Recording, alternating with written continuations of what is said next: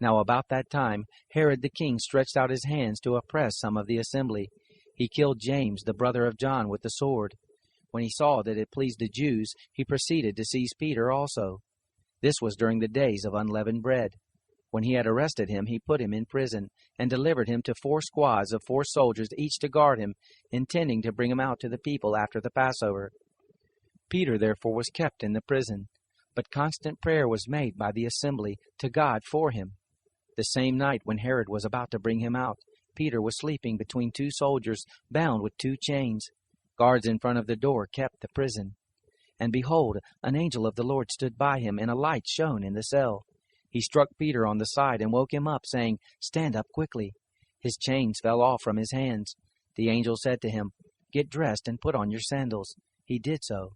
He said to him, "Put on your cloak and follow me." And he went out and followed him.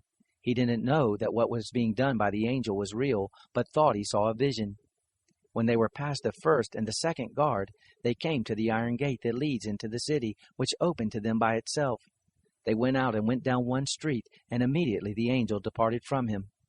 When Peter had come to himself, he said, "Now I truly know that the Lord has sent out his angel and delivered me out of the hand of Herod, and from everything the Jewish people were expecting." Thinking about that, he came to the house of Mary, the mother of John, whose surname was Mark, where many were gathered together and were praying.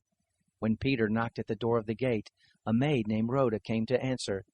When she recognized Peter's voice, she didn't open the gate for joy, but ran in and reported that Peter was standing in front of the gate.